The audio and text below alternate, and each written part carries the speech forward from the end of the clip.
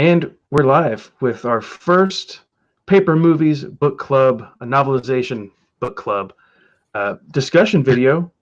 Jeremy from Stupid Chainsaw Productions and Adam from Bryant's Nerd Pub are here to talk about Godzilla, King of the Monsters. I didn't read it. Where's your copy, Jeremy? I listened to it on Audible. Yeah. Well, hey.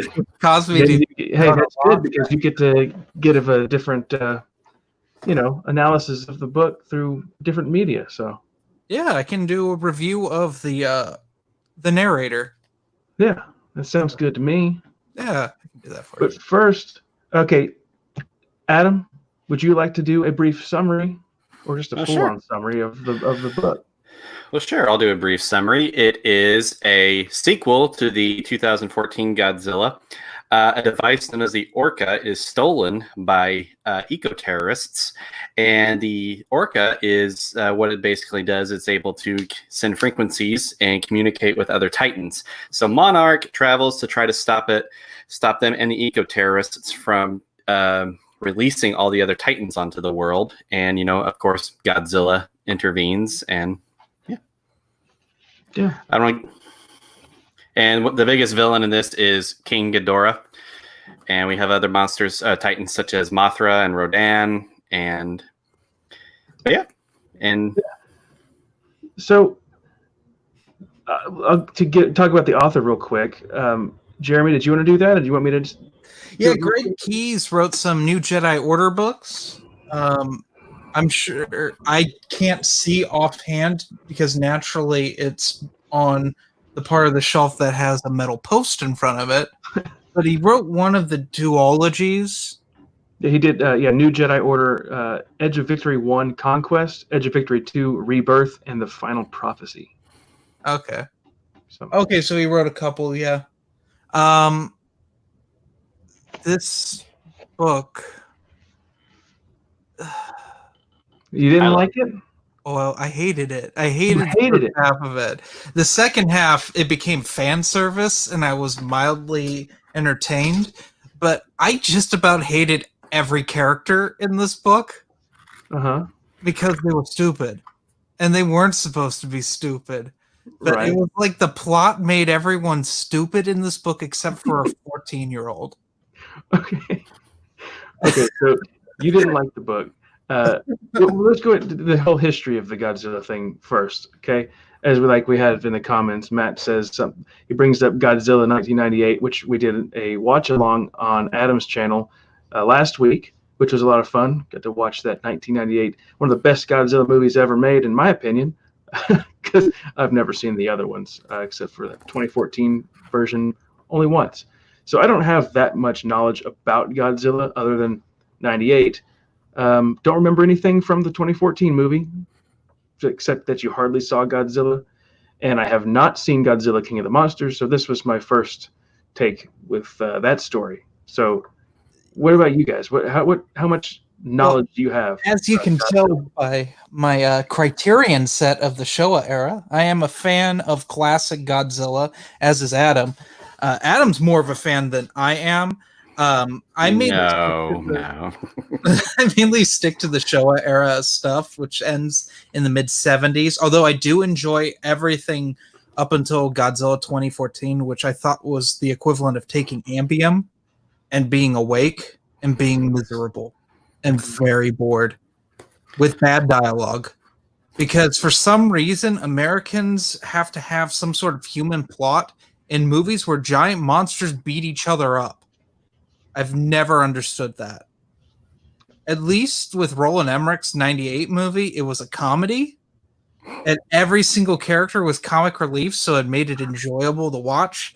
But, man, I have not bothered to watch a Godzilla movie since 2014 because it was probably one of the most boring cinematic experiences of my entire life. Well, I enjoyed the read. I enjoyed the book. I enjoyed the movie. And I was going to say I liked going through the book and as a Godzilla fan, finding all of those Easter eggs that, kind of pay homage to the original series.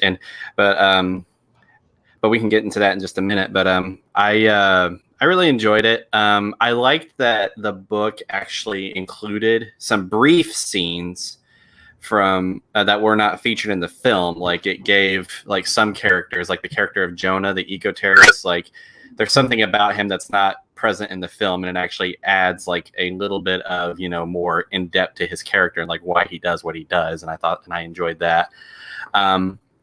As for like, it's actually pretty. It's pretty much the movie except for like a few like additions, but I really enjoyed it. I know that at one point we mentioned at the end that like the ending of the book was like very rushed, and I do agree with that. But Oh yeah, it suffers from the Alan Dean Foster Force Awakens syndrome, where you just take about 20 minutes of film and you put it in 10 pages.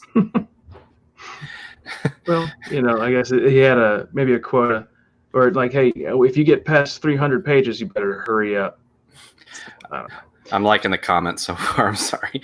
Yeah, we got some people that are enjoying it. SF Fisher, 1993. He just jumped in, or she. Welcome. I don't know. Said that they enjoyed the said some creatures not in the film were in the book, and Jonah's family life is mentioned. Yeah, that's yeah. I did like that they included some of the other creatures. Like I was wondering if some of the other creatures were, or the Titans were animals from the previous Godzilla films. Like I think one of them may have been. Yeah, a couple of them were. Yeah. Or some things were inspired, because there's something like Anguirus. Yeah, that's what I was thinking. But it's not Anguirus, or it's not named, so it could be. It's like everything but name kind of thing. Kong shows up. Yeah.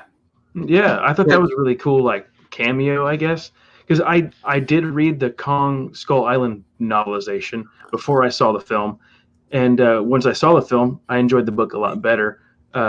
Basically, wanted to watch the film just to see all the cool effects, because you know it's like, oh, I got to see giant gorilla walking around an island and smashing things, which was cool. And when I read him in this book, it was like I got all excited because there's, I guess, rumors of a Kong versus Godzilla coming out. That's the next film. And the way that the story goes with this, I'm really curious. The way he's mentioned in here, I don't see how they're going to be against each other. I don't understand what you have to understand. The first time that would be Kong versus Godzilla will be a remake of King Kong versus Godzilla, which was supposed to be Frankenstein versus Godzilla. Yeah, that was at one point. Kong gets struck by lightning and gets more powerful and beats up Godzilla more. Which makes no sense at all, because like, how would a gorilla get more? It's like, if anything, it'd be more like Godzilla would get stronger from that. But yeah, I don't know how they'll even do that, because they pit. It's one thing I like about the book is they kept the King Ghidorah is an alien. Yeah, that was kind of mind blowing for me too. I was like, "Wait, what?" Oh yeah, and then it kind of grew on me. I was going to ask, is it all right if I read some of the Easter eggs that have to do with King Ghidorah? Oh, yeah, we could do some. Yeah.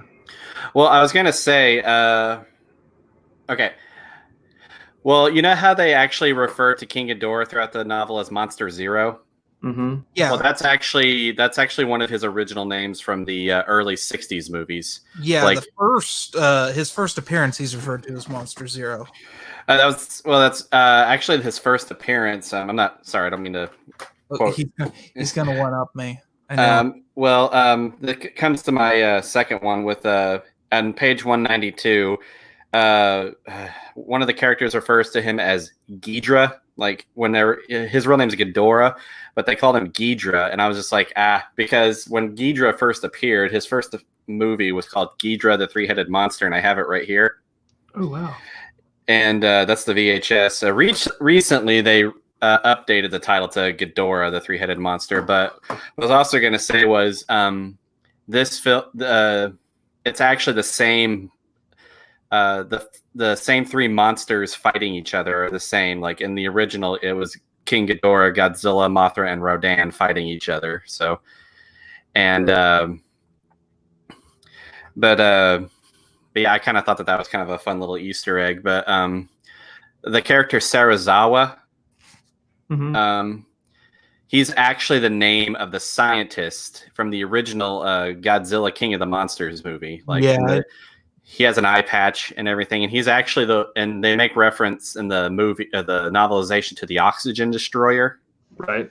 Well, that was a device in the original movie that was invented by Serizawa, and it wasn't a nuclear weapon. It was more like a chemical agent type weapon. It still killed all marine life, but it more like disintegrated them. But yeah, and those are the first few Easter eggs I was wanting to mention right now. I just thought that those were really cool. It is cool. See, I didn't have any idea that they were going to be doing any Easter eggs sprinkled throughout the book, but it makes sense for. I noticed a weird one, Adam, and I don't know if you did. So there's that one scientist who's briefly mentioned in China who has a twin sister, and they're both interested in Mothra. Are they supposed to be a reference to the fairies that sing the Mothra in Godzilla? That's a thing, Matthew. That is a thing. That is actually a thing. In the original Mothra films, there were two fairies that were kind of like Mothra's, like, oh geez, I don't know how you would call it, but they could communicate to Mothra basically by song. And but yeah, they also make reference to that in the film. I don't want to spoil it, but well, hey, but yeah, I want to say that too. We could spoil this story all we want to. So everybody has been warned. That's why we're here, doing a paper movie edition. If you got spoilers and you want to just say them. Because I have something to remark on that fairies type situation. When you're done, Adam, I'll tell you. Oh no, you're good. But yeah, they kind of in the film too. They kind of touch on that because they play Mothra's theme song that the fairies would sing to Mothra. But yeah, that's what I was. But yeah, you're right. My problem with Mothra in this book, which I don't know the logistics of everything from the film, how it really works, but Mothra evolved way too fast, in my opinion, to become the giant butterfly or moth, which I found that a little bit goofy. I mean, of course, the book is full of goofy stuff, but it was kind of fun. But I thought that was the only issue that I had was Mothra just moving along way too fast. But when it relates to the fairy thing that you're talking about, it's funny that you say that because, like, whenever at the very end, okay, spoiler, Mothra gets like vaporized and all the like mist powder or whatever. Just I thought it was like a fairy dust like coming down to heal Godzilla, but that's not the way that it really went. So, well, it's kind of funny you mention that. Mothra actually gets her butt handed to her in quite a bit of the movies. Like, she's kind of more, from what I've always saw, she's kind of more as like when other monsters are fighting, she tries to be the mediator, but when things don't work out, then she intervenes. Honestly, as I recall, like when Godzilla and Mothra fought originally, she doesn't do well, but her babies end up defeating Godzilla. Both of her larva is more powerful than her offspring. They actually web Godzilla and he falls into the ocean, and I just thought that was funny, like a giant lizard got beat by two caterpillars, basically. But it's pretty funny. No, I did look up some videos on YouTube. Like after I read a scene, I was like, "This sounds cool. I'm gonna look it up." So I watched some action scenes. Nice. I couldn't help myself. Well, at the end, you mentioned the end. Like I was gonna say, that was another Easter egg. Like when they talked about how Godzilla was emitting an orange glow. Mm-hmm. That's actually a reference. It's from the Heisei era of Godzilla, called Godzilla versus Destroya. Well, Godzilla has absorbed too much radiation, and you didn't say it properly. I'm sorry. Because so wasn't it Desastroya, and like they scream it at the top of their lungs in the dub. Yeah, I figured someone was gonna say this. I was like, I'm calling it Destroya, but it's Desastroya. It's Destroyer is what it is, but it was a creature that was created as a result of the oxygen destroyer. Oh, that's cool. But Godzilla at this point had consumed too much radiation, and he was starting to glow orange throughout the whole movie, and the whole kind of most of the plot revolves around them trying to contain, because he's about to explode, and a 300-foot lizard, exploding with that much nuclear energy would have destroyed the whole Earth. And it was like Japan's nuclear reactors. Oh wait, those did blow up. Yeah. Hashtag too soon. I remember that like shifted the Earth's axis slightly after that happened, right? The tsunami that happened after that. Yeah. It's crazy. Maybe it was just Godzilla down there in the hollow Earth rolling over. Yeah, that was a neat thing. That's another positive. Just the explanation of that. Mm-hmm. Sorry, Matt Wilkins actually just reminded me from his earlier comment. Here's another Easter egg. On page 213, they make a reference to the Loch Ness Monster. Yes, that was awesome. Yeah, this is the second time the Loch Ness Monster has actually appeared in the Godzilla franchise, because in the 1998 animated series that followed the movie, he's one of the villains that Godzilla fights, but I'm like, he's way too big. I'm like, I know that lake is big, but I'm like, they call him a mosasaur or something like that, and I watch it like, that's not a mosasaur. That's not even close to what a mosasaur would look like. But yeah, Godzilla made his way to Scotland, and he fought the Loch Ness Monster, and I thought that was kind of a cool, fun little Easter egg. Yeah. Because I also... Oh, go ahead. I'm sorry. No. Go right ahead. Sorry. Well, I looked up some videos, and I think that they said that from the film that it shows like monarch outposts throughout the whole country, or throughout the whole world, and I saw like on the map that it said that there was one in Scotland. So that's what I guess the implication is, that to keep an eye on Nessie. Right. Yeah, that's pretty cool. And there was that one, the Kraken that escapes that we never hear about again. Yeah. You think we're going to hear about that one in the next? What are you talking about? It's with all the other monsters that start bowing to Godzilla at the end. But where though? In the ocean? I don't know. I don't know. Any sense that they were all over there bowing to Godzilla? Period. I thought that was really tacky. I had to pull over because I couldn't stop laughing listening to the audiobook. Yeah, I didn't like that. You see, Rodan in the original movies, he was not that submissive. Yeah, that was another thing. I'm a big Rodan fan because he flies really fast, and all the models flip up and get thrown on the ground. He had that really powerful wingspan, and whenever he'd soar, this big shock wave would just wipe out that island, all the city down there. Mm-hmm. That was pretty crazy. Which I had something that I was going to mention about that. It made me kind of laugh a little bit. There was a fight scene with the jets flying, shooting rocket missiles at Rodan, and someone has to eject their seat, and they fly out and they get eaten by them. And I'm just thinking, like how big are these monsters? I mean, I imagine if they're knocking down skyscrapers, they're going to be huge. Their mouth, when it's open, is going to be bigger than like a garage door, clearly. So when they eat a person, they're not getting crunched down on. They're just like going down into the chest. They're just going down into the stomach and just like slowly dying by the stomach acid and just digesting alive.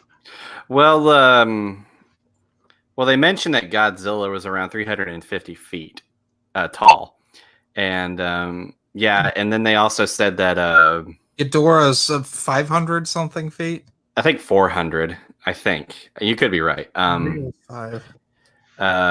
But one thing that they did that I kind of appreciated, because they didn't really touch on this very much in the original Godzilla. You know how like at the end, after fighting the Mutos at the big original Godzilla, like they're all gathered around him.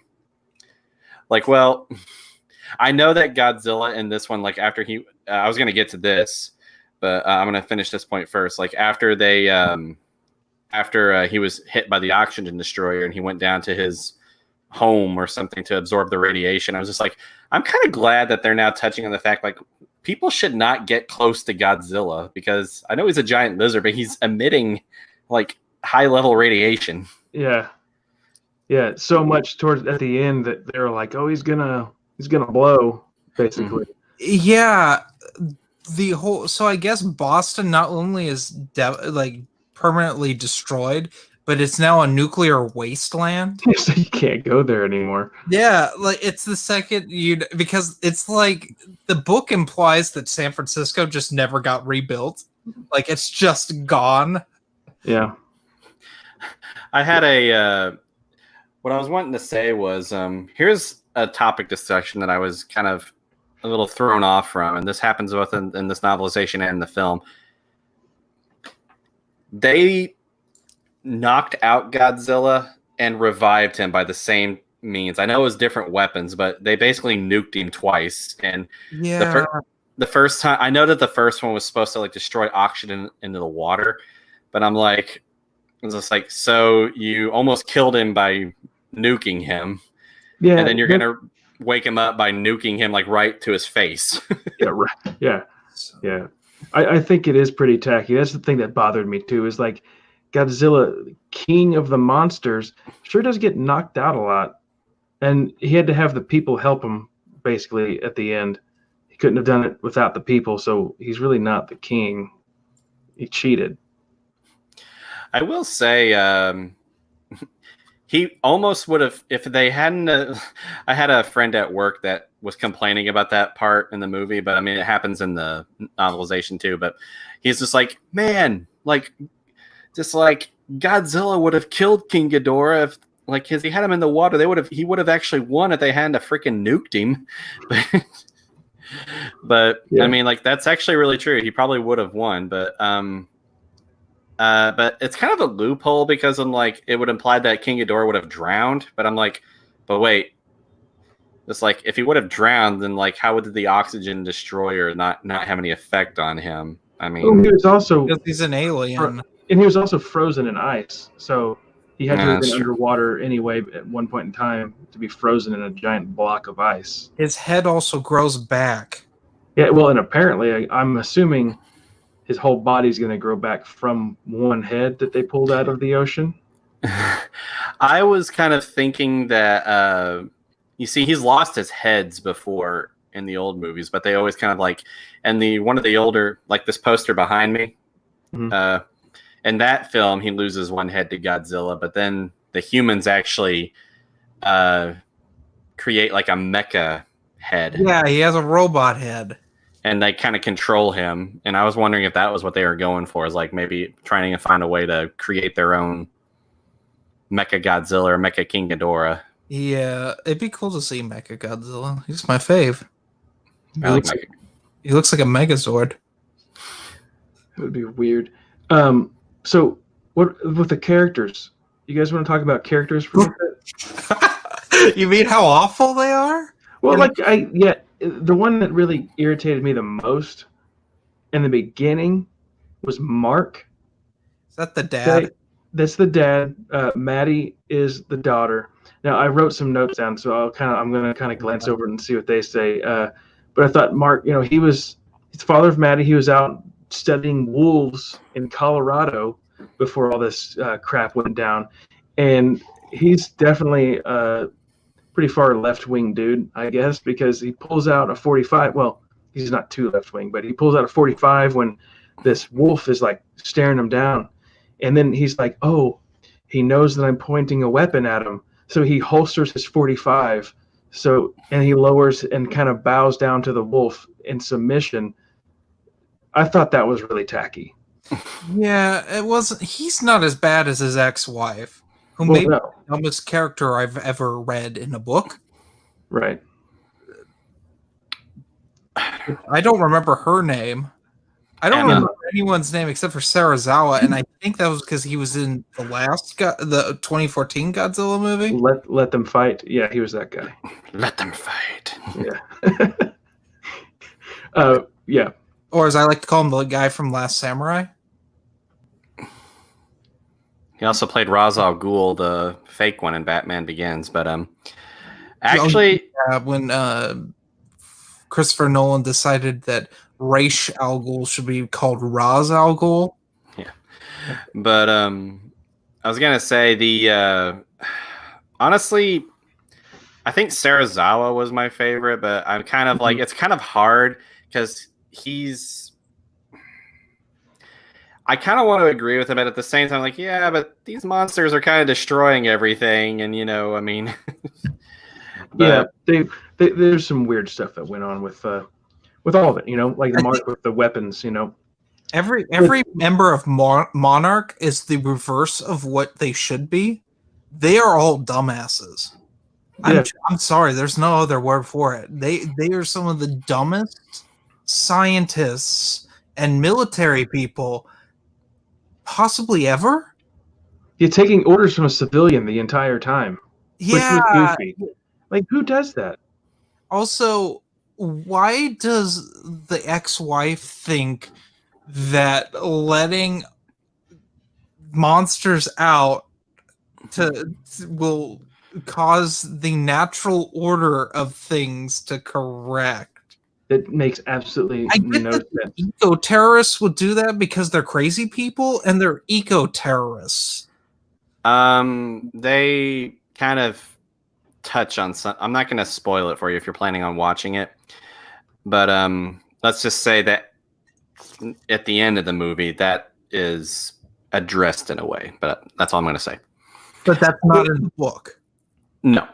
That's weird. Yeah, that is very in the book. Well, the ending really was highly irritating because it just stopped.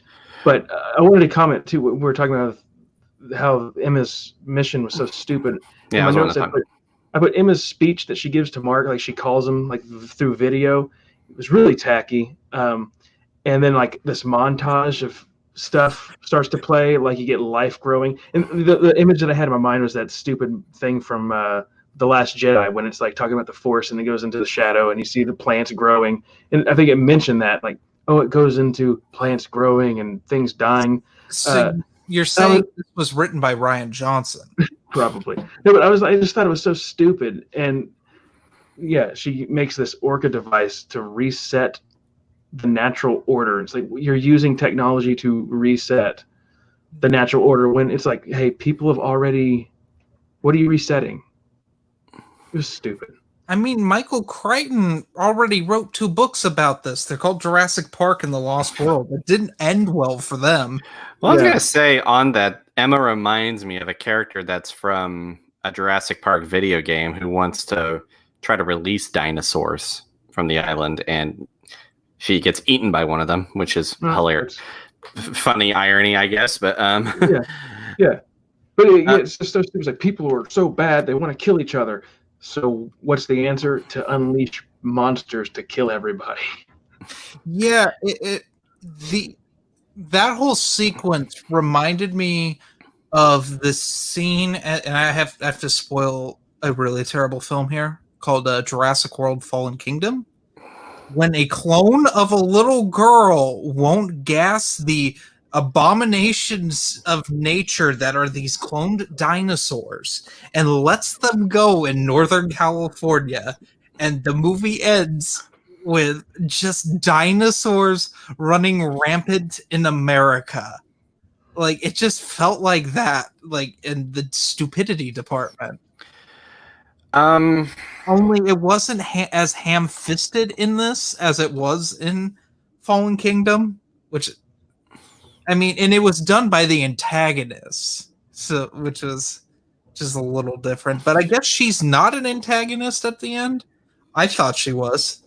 It was kind of more like, I kind of see it kind of more of like a Vader thing. She tried to do the redemption. Yeah, she did the right thing, but that doesn't excuse what she did, type of thing. Her death is also really rushed. Who? Oh yeah. Did she really? Did it? I don't remember mentioning her death. Everything. It's like everything faded to black or something like that. One of those. I think it's. Out.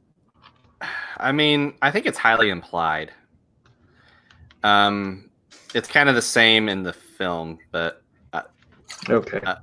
but Hmm. I was also gonna say though, like Jonah, like in one of the people in the comments, I'm gonna see who said that. I think it was S. Fisher, 1993.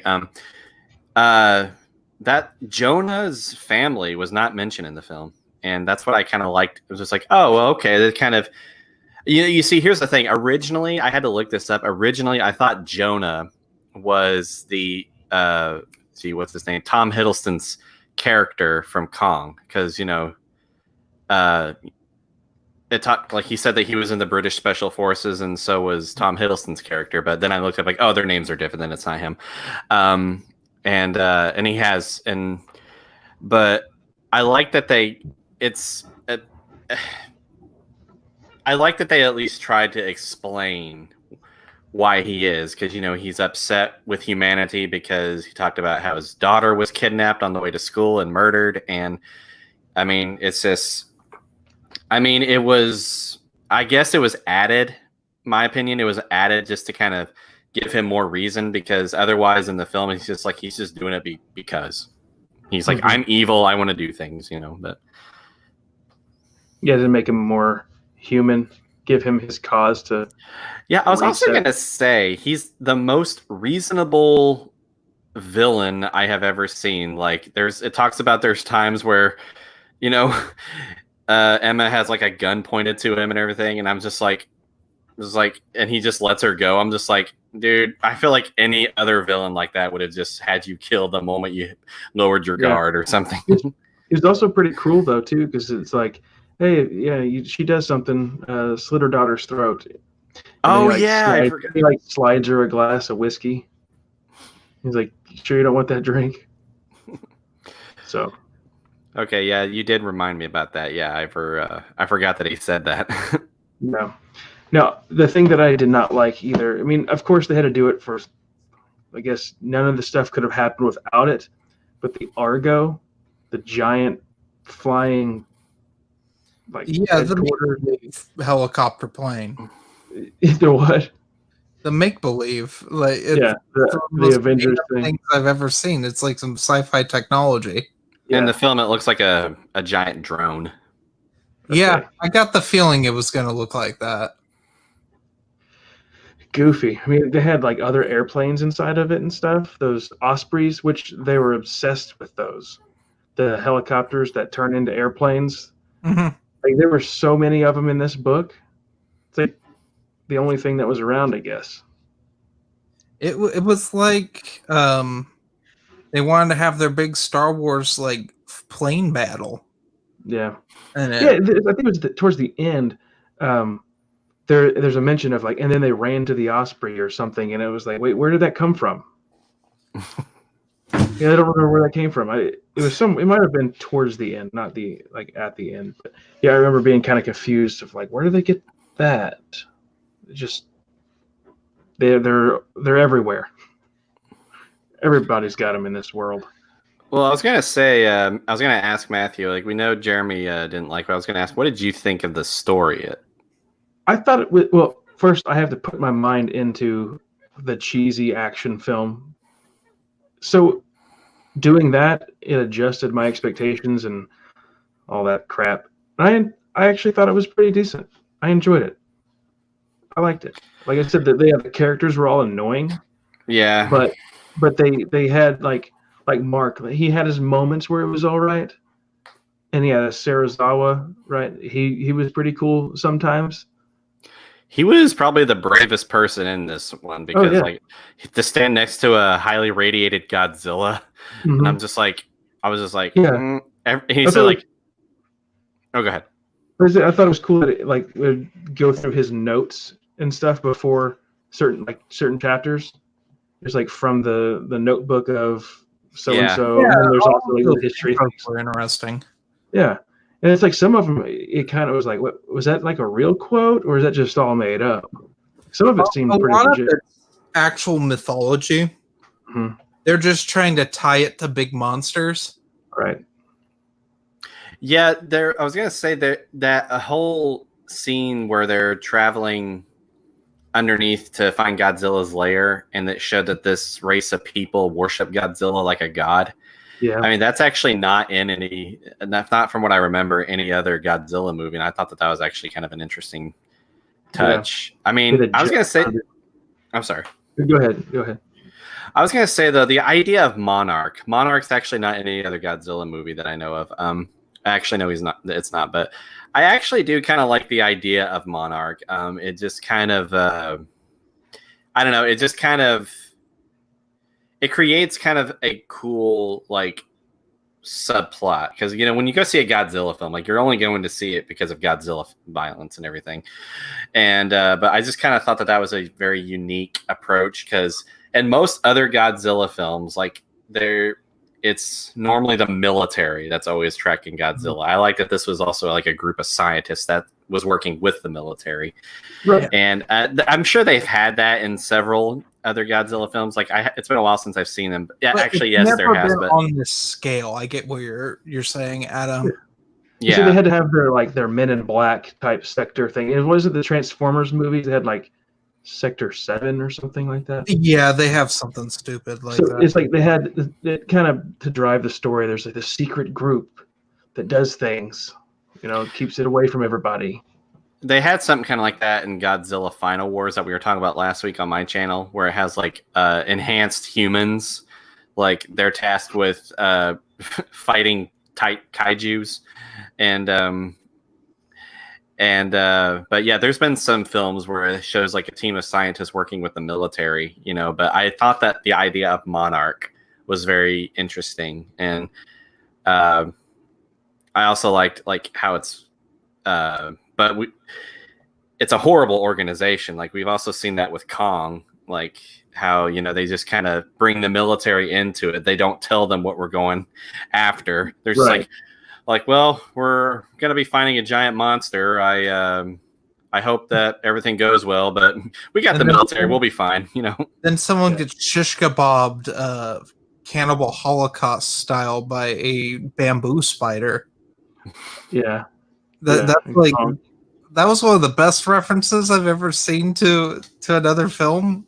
Like, and that was nasty for PG-13. Yeah, I was gonna say there is a Godzilla reference in the movie. I'm sure it's in the novelization too. I'll ask you. They make reference of like, in 1954 there was a series of nuclear tests. Like there weren't no tests; they were trying to kill something, and that was actually Godzilla that they were trying to kill because 1954 was his original appearance in cinema history. So, okay, I have a note here that it says something I found more unrealistic than the giant monsters, and this is of course. According to the book, not the film, because I haven't seen the film, so I don't know how the scene was shot.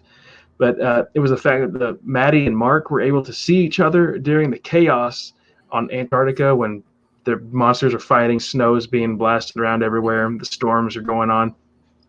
How they were able to see each other. Mark was on the Osprey flying away, and he could see. No. Maddie's on the Osprey flying away, but she could see her dad, fighting. Trying to get out, and that's stupid Hollywood stuff. I won't blame Greg Keyes for that one. Yeah, well, they did at the end too when they saw Emma driving around in the city. Like, oh, I saw her the tiny car. It's like, but is it? I can't imagine. Is he seeing like little things? Not Hot Wheels, but micro machines just driving around and little tiny people. Like I can't. I didn't like that. It's like they were able to see, like they had hawk eyes, every little detail that was going on. And they're supposed to be really far away, flying super fast to get out of places. They mentioned something like this in the book, and it kind of was like kind of weird to me. They're saying that from Maddie's perspective, when she used Orca at the Red Sox stadium, and she brought King Ghidorah to her. Yeah, and then I just kind of feel like for an animal, like King Ghidorah would have been able to see, like, this is not a threat. Like, I don't know what's going on here. But then she's just like, this giant monster thinks a 14-year-old girl is a threat. I remember them mentioning something like that. I'm just like, I feel like King Ghidorah would have just like what? I can eat be you. Too careful. Maddie could be a Mary Sue. That's true. Yeah, we got to stop that. She could just snap Ghidorah's necks, all three of them. She could pull King Ghidorah down and electrocute him. Yeah, with that taser that she stole from Jonah's hideout. Yeah. The stun gun. Yeah, which, by the way, since I don't know who any of the actors are in this film, Jonah, for some reason, I pictured the actor. Let's say Peter Stormare. Have you guys seen The Big Lebowski? Yeah. He's the nihilist in Big Lebowski. Yeah, That's who I imagined was Jonah for some reason. I think he's been in a couple. I think he might have been in Lost World. He was the guy that got eaten by the little tiny dinosaurs. Yes. Yeah, I imagined him as Jonah for some reason. It was like the only actor that popped in my head for any of these characters. I know that the girl is played by the girl who plays 11 in Stranger Things. Oh yeah, that's right. Yeah. The actor that plays Jonah is actually I can't remember his name, but he was in Game of Thrones. He plays one of the Lannisters. Is he Tywin? It's the dad, the old guy. Tywin. Yeah. Okay. Yeah. I love him as an actor. I think he's a really good actor. He's in one of my favorite films, Alien 3. Heck yeah. As far as the I don't remember. He's also in a Ghostbusters movie. Matt's favorite, Ghostbusters 2016. Oh, I wouldn't know anything about that. I only know this because I watched the Plinkett review of it the other day. I was about to say, he brought up Ghostbusters 2016. I think that deserves the first Paper Movies boot. Yeah. Later, Jeremy. No. But no, we were talking about the characters. I like Rob D's comment. He said, "I don't remember any of the human characters." Oh yeah, they're not important. Except you're forced to deal with them for the first 13 chapters of this book, and it's unbearable. Well, the thing with the characters is, like, I remember them, but they are just completely, just too far out. Like we said, like Mark is sitting here telling the military and Monarch what to do. Yeah, that's stupid. And they're asking him advice, like, "What do we do now? What do we do now?" And he's like, "I thought that is weird because they. Oh, go ahead. I'm sorry. What do we do, Mark?" And he's like, "We join the fight." It's like, okay. Earlier, he's like, "Guys, put your guns down. Put your guns down. They sense the threat. They know that you're shooting guns at them." Okay, guys, the monster's as tall as a building. He knows you have a gun in your hand. I was about to say, I think the Godzilla bullet is like a fly. Yeah, not even, like, he just probably doesn't even feel anything. If he's stepping on buildings with his feet, falling through. What are you stepping with? Falling through. His head? Falling through like buildings and stuff. I don't think he's feeling little pellets. Might tickle for all I know, but it doesn't work. And it's the gun. I think that might be the gun in Hollywood. Well, guys, don't use the guns. They're not going to work, but they wouldn't. But whatever. I don't know. But no, the character. I was just kind of actually surprised they weren't continuing the original characters from the first movie, like that guy from the Navy. Oh God, no! Are you talking the main character, the guy who played Kick-Ass? Yeah, like Bryan Cranston and I think people agree in Hollywood that his face is awful to look at, and they don't want him in their movies. No, he has the most bland face I've ever seen on a human being. He was terrible in that movie. They roided him up to not look like a skinny nerd. I thought it was funny that he played Quicksilver in the MCU with Elizabeth Olsen playing the Scarlet Witch. They're playing brother and sister. Then in Godzilla, they played husband and wife. I thought that was kind of funny. Oh God, it's like I've seen that before. That boggles my mind, Adam. I won't sleep tonight. Well, what's that, Matt? Something that bothered me with towards the end, the house that Maddie goes to. They kept saying it was their old house, the house they used to live in. But she goes to the house and just opens the door, and then looks at. Go ahead. I think to answer your question, I think one of the parents still owned it. Okay, because it says she looks at the picture. She's like, "Oh, it's just a thing of the past or whatever. It's all in my mind." Thinking like, whose house is it? If it's their old house, It's and it's like, probably oh, owned by the mom still. I thought it was owned by the dad because didn't the mom live in Tokyo I mean, yeah, he lives or in or Colorado. China or yeah, oh that's true. That's it could be the dad because, like he said at the end, like he never gave up. He still loved his family. He just, fell off the deep end. So he probably did keep the house and just was living in Colorado yeah, doing his thing. So or maybe just went back and forth or something. I don't know. I Yeah. have a favorite line in this book. And What's it's that? actually one of the many soldier characters that suddenly become main characters because they run Mhm. out of main characters. yes, Um, Brooks. And Right. he's like, gee, she ran away. I don't blame her with parents like you. and Emma says like, "What'd you say?" He just repeats it again. And then he looks her. I remember that scene in the movie, like that happens, and like she just like stops, says like, "What'd you say?" And then he like looks him right in the eye and said, "I said." It's like I ain't scared of you. Cheesy, um, but it's fun. I would have liked to have seen the giant bull thing.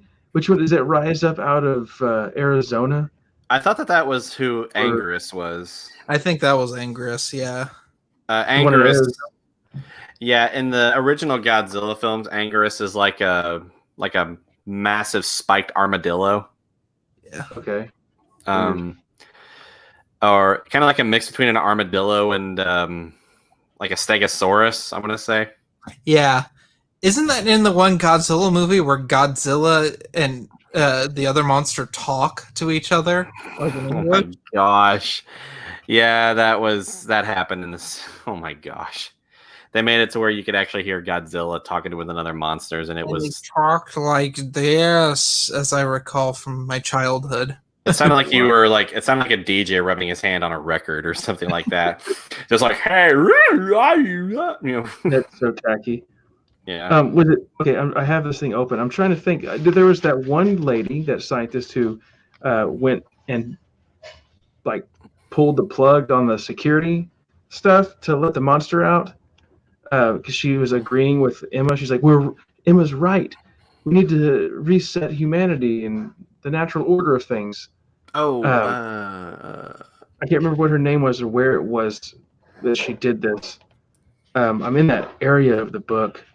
But there's this one scientist lady who thinks that what's happening is right. is it Chen? I don't know. Crap. I knew I should have wrote some of this stuff down a little bit better. But Do you remember what the- chapter? I think it like kind of looks like it has tusks that was Oh, yeah. through. So Uh, Sudan, maybe.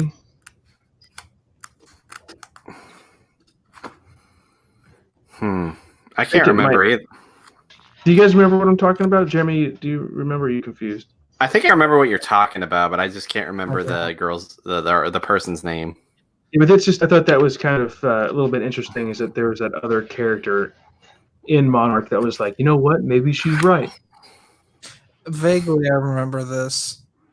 I don't know. Yeah. Monarch should be like disbanded for being dumb, or just fire everyone like apprentice style, and then like hire like competent people to run. Starting with that 14-year-old, she'd do a better job than. I was gonna say it was kind of surprising that the kid was actually probably more grounded and smarter than most of the adults. I was so happy that she didn't do some sort of stupid thing and survive because of plot armor.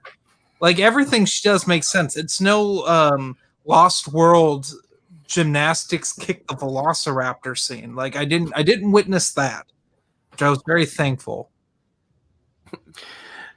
There is like a deleted scene from the film that after Emma releases the Titans, it shows Maddie like really upset, and she goes up to this random soldier, and this has like boxing pads on it. She's just like beating the crap out of these boxing pads to get her frustration and her mom out. And then that scene of her and her mom arguing in the hallway, saying like, "Would Andrew want this?" Like that took place like right before. Behemoth, Titanus Behemoth. That's the monster that I'm trying to look through the name here. I don't see it. Mariko?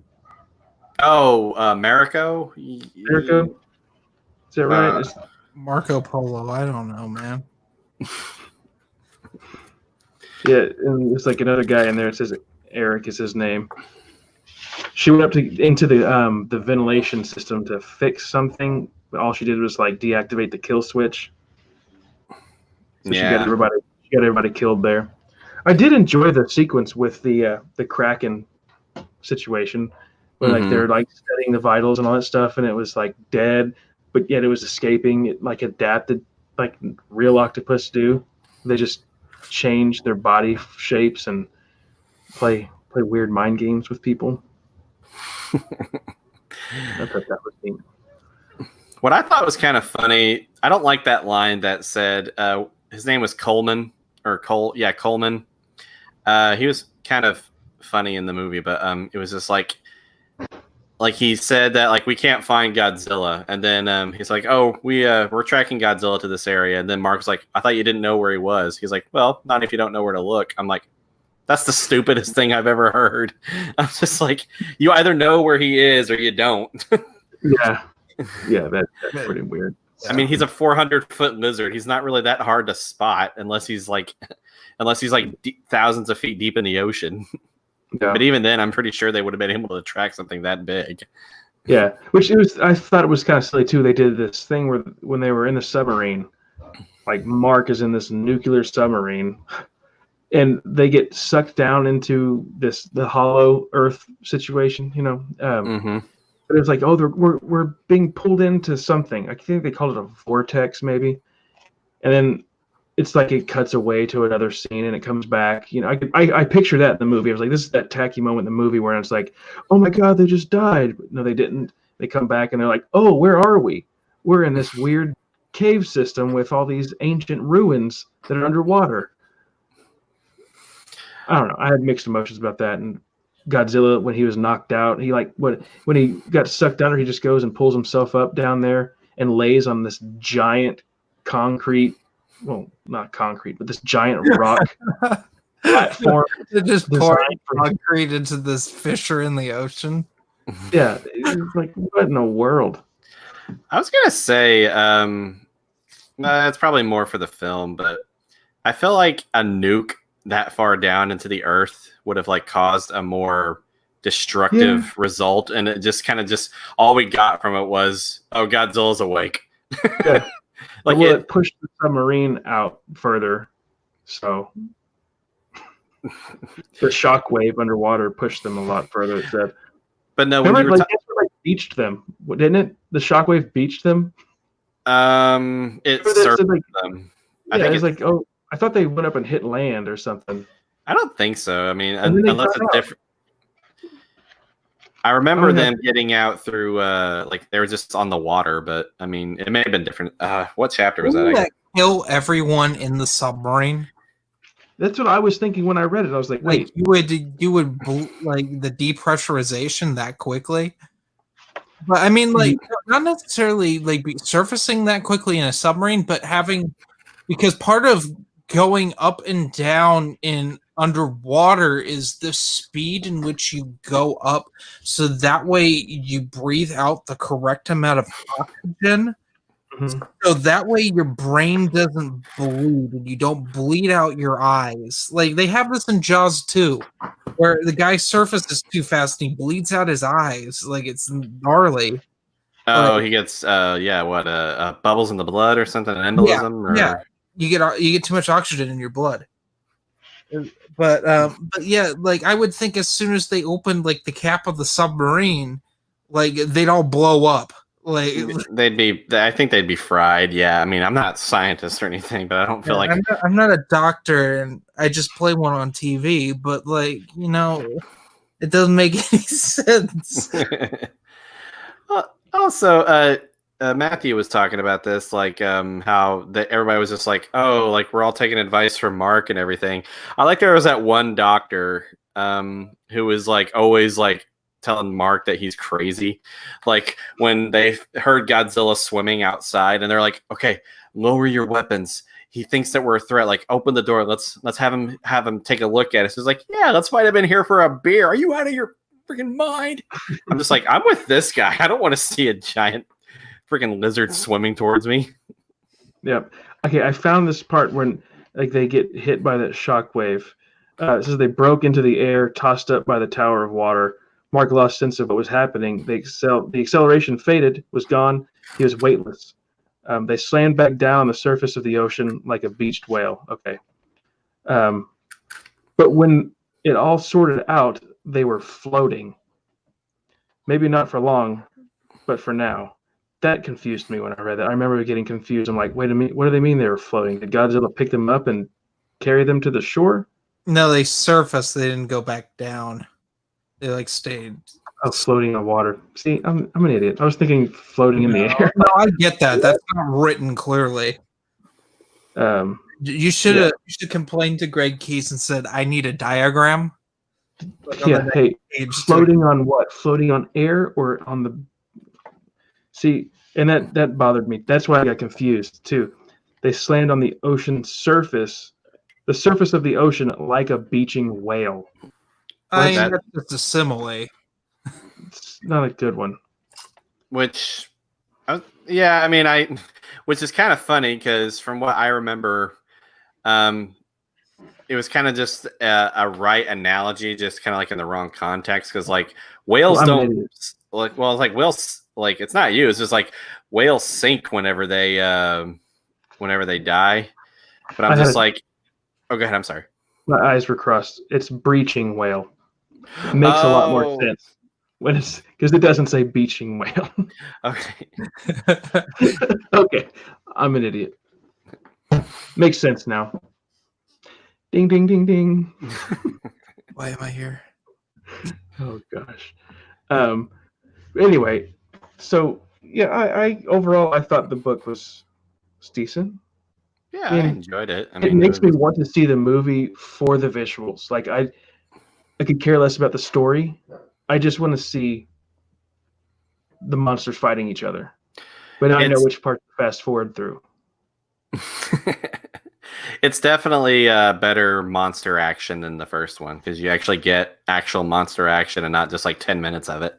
I mean, or see the action on a TV. Better monster fighting in it. And it was found footage. Say what? It was like a TV, right? There's like we get to see the action on a small TV in the movie through like a news station. I know. Yeah, but you first see. Oh, go ahead. Sorry, Jeremy. Like Cloverfield had better monster fighting in it, and there's more monster. Yeah. Well, it's also like you first get Godzilla on screen, and he does that very epic roar, and like in the theaters, that was awesome. And then they're like, he roars like, "Oh, let's take you now live to a random small TV, or you can watch all of this." I'm like, I wanted to see them fight. Yeah, that was horse something that I won't say on here. But no, So there's that. I'm sorry, you were talking first. Oh no, it's good. I was just gonna say no. It's definitely more satisfying monster fighting action. So, what did you like better, the book or the movie?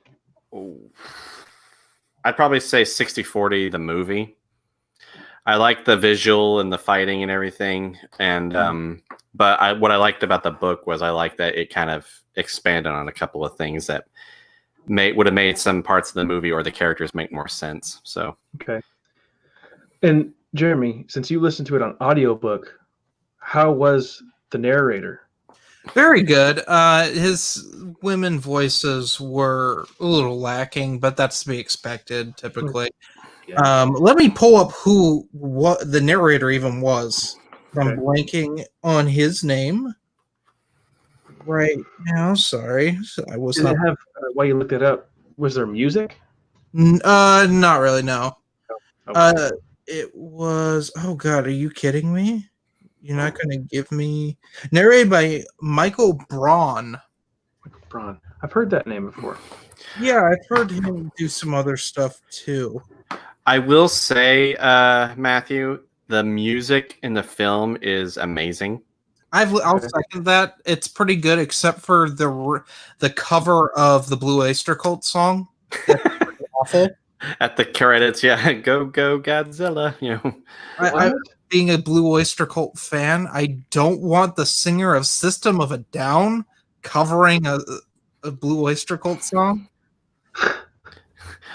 But the score, the original score was written by Bear McCreary. He wrote the score for Walking Dead and what was the Outlander? What was the other one that he wrote? Geez, it was some pirate show. I can't remember.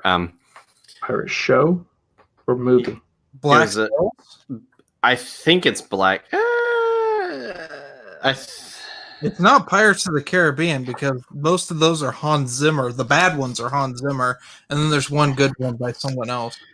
I'm gonna look it up. But yeah, that's what I got. Bear McCreary, Outlander, Galactica. Yeah, Battlestar Galactica. He did that. Theme from Black Sails. Black Sails, yeah. Black Sails. That sounds like a pirate. Yep, I told you so. You got it. Pirates of the Caribbean. I can tell you that. I guess he did Agents of S.H.I.E.L.D. show. Oh, that's not something to brag about. That's why it's so far down the list. It's like Da Vinci's Demons. But he also like brings in some of the monsters themes. Like he's got like the original Godzilla march, but he kind of like he touches it up a little bit. He had like a chorus in like a vocal chorus in there, and it was great. He does Mothra's theme, and I don't know if Rodan had a theme. I haven't seen the original film. I'm sure he did, but I don't remember it. It was the Jurassic Park theme. No, I'm just kidding. He's a giant pteranodon, so it wouldn't surprise me. Yeah.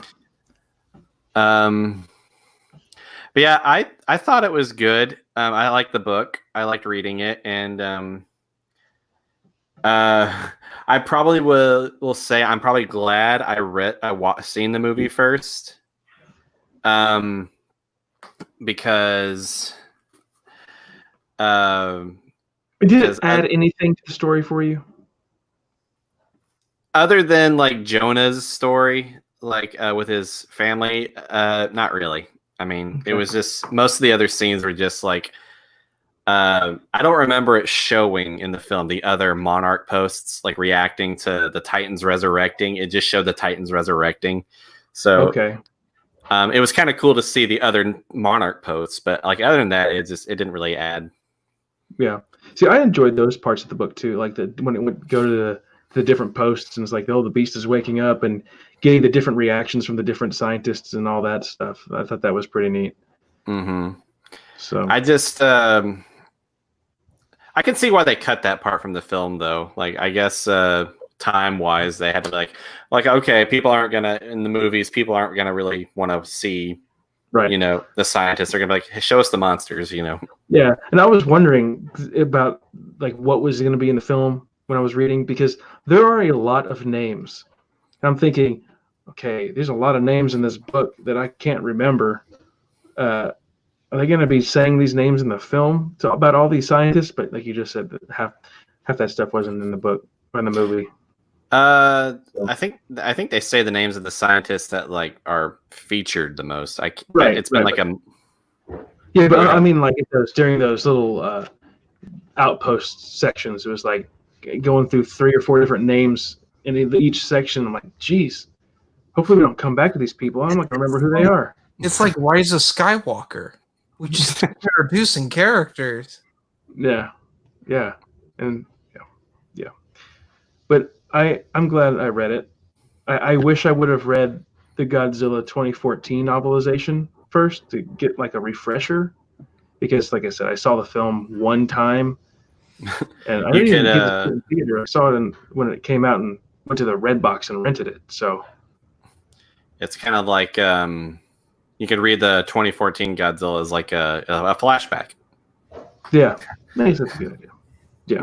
Now, didn't you say there was a prequel to this? Oh, yeah, it's a comic book. I didn't get a chance to read it yet. But there's also one comic, I think, where they showed, like, because in the book I remember them saying that Godzilla's spines on his back were shaped differently, and I think that in one of the comic books it shows that he gets into a fight with another monster. I think it was another Muto. Well, they were referenced that in the book. I'm sorry? Yeah. Comic in the book and his spine being broken. And they kind of and those spines on his back, though, are like more of the classic style of Godzilla. Like, because in the 2014 one, they were just kind of like disfigured triangles, but in this one, it's actually like, the original Godzilla one is like more like these, where right, they're more like pointy, I guess. Yeah. See, it's these little movies that do this blue color. I don't know what it's like, nostalgic for me, like the glowing blue, because it was like that in Independence Day did that blue shiny color. Didn't Aliens 2 do that too? And their like toy campaign just have a lot of Aliens logo is blue. That's true. While we're on that topic, I was gonna say that was one thing that was different for me. I'm not sure how I feel about it, but like they talked about how Godzilla's plates would glow as a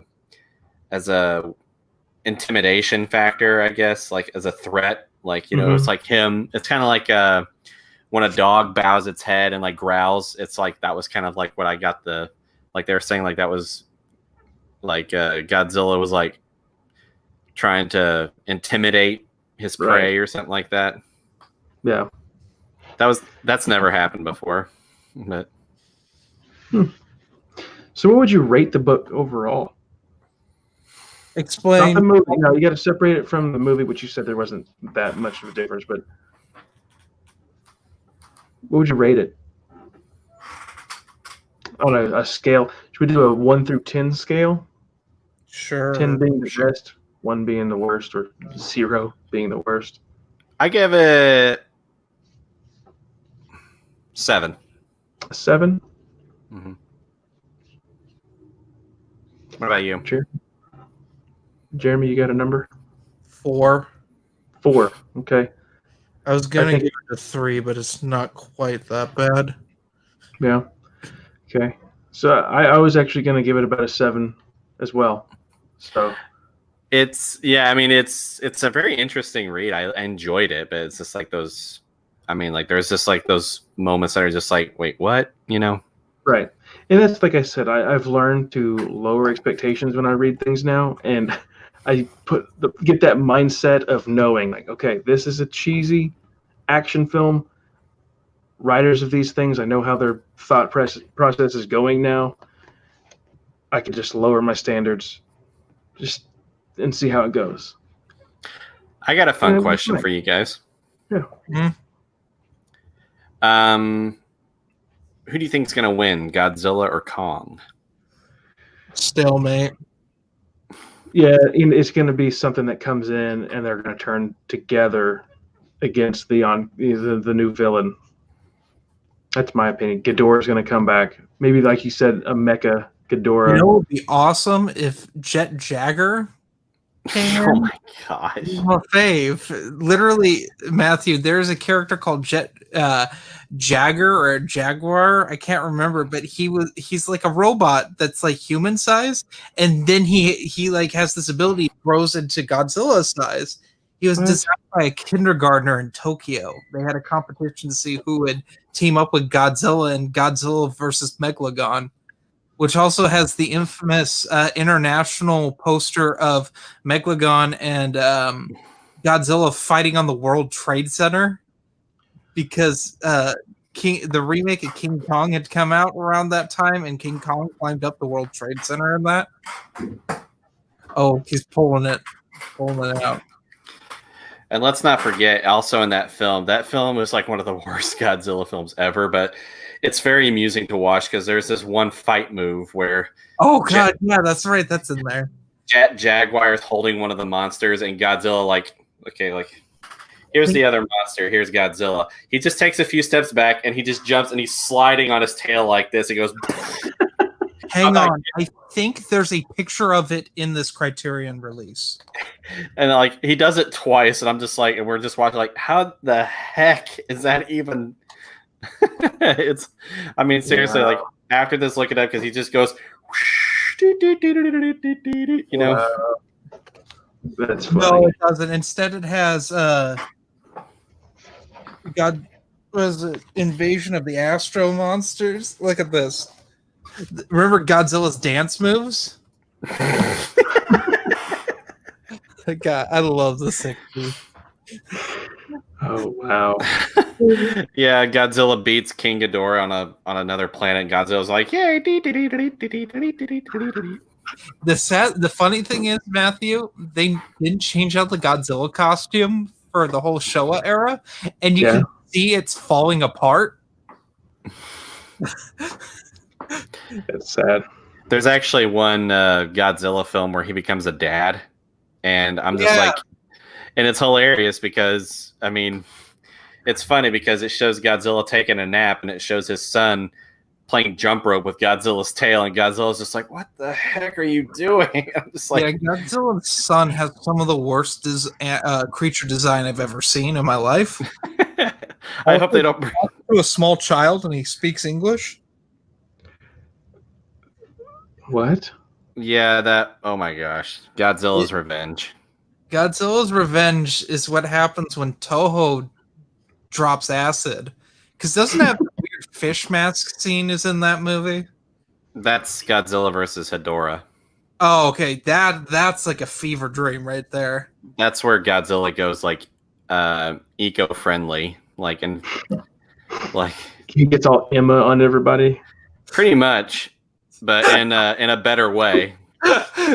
That's what King of the Monsters was referencing. Oh, actually, that's a fun Easter egg in Godzilla versus Hedorah. Like after man creates this giant like toxic pollution monster, and Godzilla finally destroys it, Godzilla actually stares at the humans like this, like, really,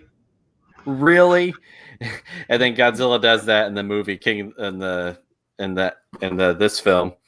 Like after he wakes up, Godzilla's just like, Just staring. yeah, and they're all just like, hey, sorry we nuked you, sorry we tried to kill you. Yeah. That's funny. I like Rob D's comment like about Godzilla and versus Kong. It said It's Matthew Broderick. He comes to interrupt. Comes to interrupt Godzilla and Kong, and they'll team up to kill. That'd be funny. But who would you want to win that fight? Like, I don't think you asked that question. Who would you want to win the fight? Godzilla. Godzilla? It makes more sense. Well, here's the thing. Like, apparently, there's like this rumor that in the original King Kong versus Godzilla film, that there's two endings, and I don't think there is. Oh, I highly doubt it. I don't think Toho had the money to do that. Because the two endings were like one of them winning, but I'm like, it would be a cool thing to do. Like now, do like half the theaters, like you don't know which copy you're gonna see. You can get either the one with Godzilla winning or the one with Kong winning. It's like a '60s version of Release the Snyder Cut. Yeah. Yes. At least the Kong cut. But I wanted to say Kong cut. do you care about spoilers for the old film, Matthew? Or are you planning on watching it? I do not care. Okay. Well, and the end of it, it's not neither of them kind of win. It's just kind of implied that Kong may have won, because what they both did is they're on top of this cliff and they're crushing this building. They both fall off the cliff into the water. Mm-hmm. But only Kong resurfaces and he's swimming away. And they're making it sound like, hey, Kong won. I'm like, I don't know about that, because Godzilla breathes underwater. he probably got away from Godzilla, and Godzilla's just like, I'm just like, I kind of feel like if Godzilla kept him down there for like 2 more minutes, he would have won. Yeah, maybe he just went back to his little altar down there in the Hollow Earth. Well, yeah, in that film, Godzilla was freed from an iceberg. Hey, there's another Easter egg. King Ghidorah was freed from an iceberg in King of the Monsters, and Godzilla was freed from an iceberg in that one. So yeah, could be it. I just kind of wonder too. Like I was confused on how they were viewing certain things, like Ghidorah being trapped in this giant ice block. What were they seeing? Like was the whole body exposed in this clear wall of ice? You ever see the documentary Raising the Mammoth? Nope. Well, someone found a woolly mammoth, like I remember that. in ice. They dug it out and they tried to drill in to clone it, but you can see the whole thing in there. Yeah, the way I picture it's kind of like what it's like to look at someone that Mr. Freeze may have frozen. you just see a block of ice, but you can still see someone in there going, you know. There's one. How about this? Modern 2019 Godzilla versus 1998 Godzilla.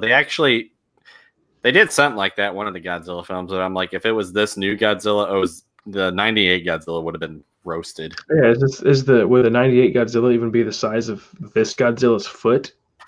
It'd probably be like, he'd probably Waist like his high? head, yeah, like waist high.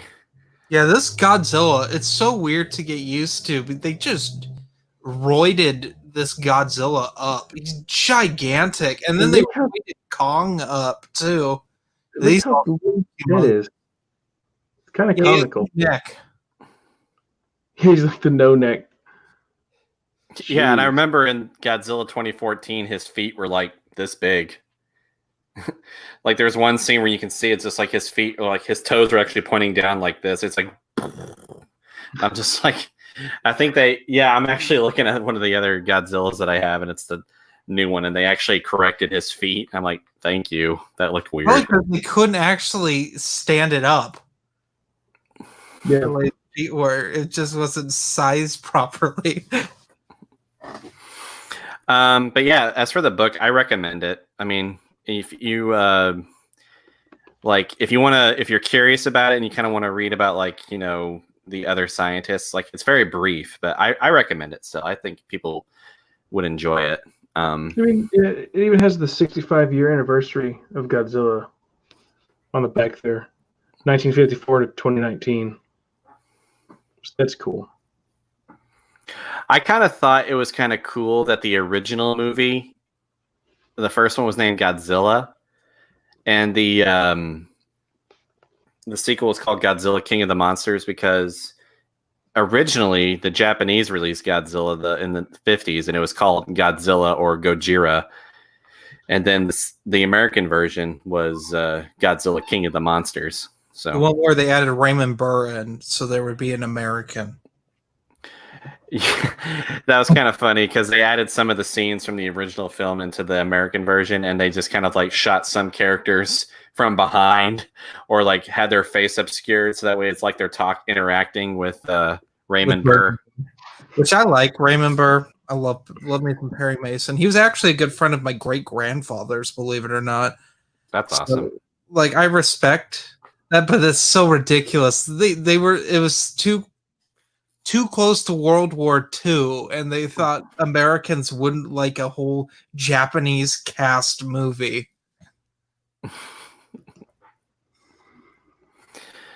Well, I liked it. I don't know that like I said, I don't know when I'll watch the movie, but I do want to see the visuals. Just don't know when I'm going to go out of my way to get a copy of the film. I won't buy it. I'll rent it maybe. It's on Redbox now. I saw it there. Okay, so if I find it there, I'll rent it. And again, you know, I can meet up with you later. I mean, I have a copy you can borrow if you don't want to spend it. Nice. Must be real nice. I could, if you'd pay me postage, I can probably mail it to you. But I mean, good. It's fine. I mean, I was gonna say, like, if you lived close to us, I would have given you a copy too. I mean, You're fine. no. I just wanted to give you crap. Go ahead. I would only recommend this to extreme Godzilla fans because this book, for the first half of it's just tedious, and the second half is just a fan service. It's Yeah. Okay. I would agree with that. Like, if it's like a severe, like a diehard Godzilla fan, I think that they would enjoy it. But no, yeah, I would agree with that. But I still would recommend it to everybody. But I think real Godzilla or like true Godzilla fans would probably appreciate it more, I guess is the term I would say. I think don't more hardcore Godzilla fans appreciate this new thing a lot better than they did the 1998 version? Yeah, but I never understood why. Because that 2014 one is hot garbage. It's not about story anymore. It's about special effects. Well, they barely have the special effects. The movie's the most boring thing I've ever seen. It's an Ambien commercial. I've gotten more out of watching Lunesta commercials. I don't even know what that is. It's a sleep aid. Oh, okay. I did see one Godzilla commercial where he's where it shows him destroying Tokyo. I'm like, hey, Godzilla, calm down. Here, have a Snickers. And then we see Godzilla like water skiing, and he's like, That's funny. That's really funny. I want to say before we wrap this all up, I didn't mean to ignore anybody in the comment section. I really tried to focus on the topic at hand. I didn't want to get distracted. So you guys you're not ignored.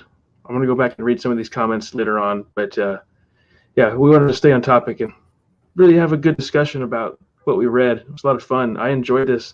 I think that's going to wrap it up for the first Paper Movies Novelization Book Club discussion. So thanks for watching us on the first video, guys. Yeah, thanks so much. And thank you. Yeah. Next book we're going to talk about, we don't know whose channel it's going to appear on. It'll be another thing at the end of the month.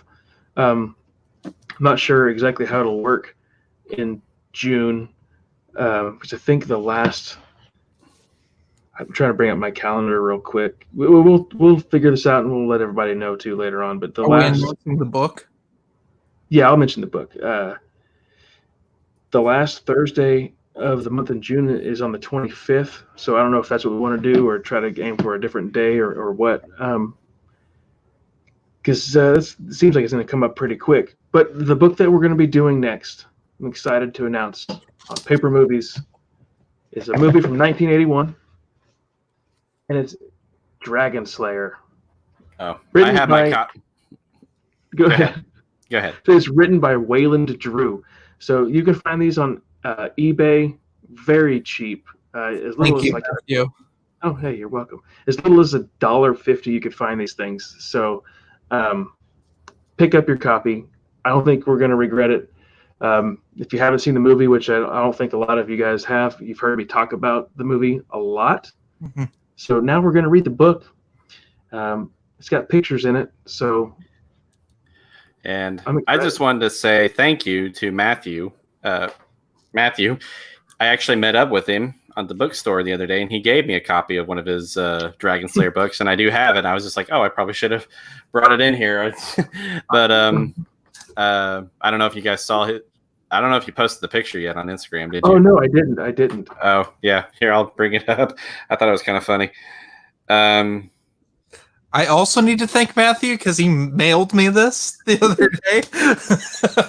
So it was meant to be. Yeah. So it's going to be nice and convenient and easy for us to just go ahead and get started on it. But it's only a 218-page book. And so, if you're reading the hardcover, practicing social distancing there. Social distancing at its best there at the bookstore. That's such a good time. And for those of you reading the hardcover copy, it's 183 pages. Nice.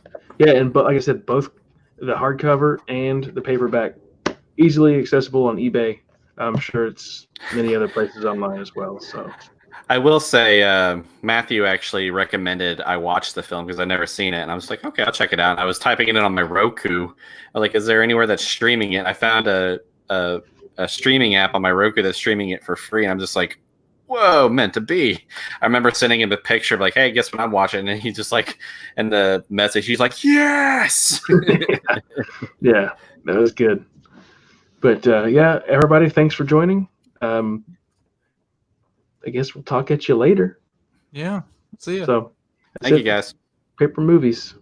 Paper movies. Bye.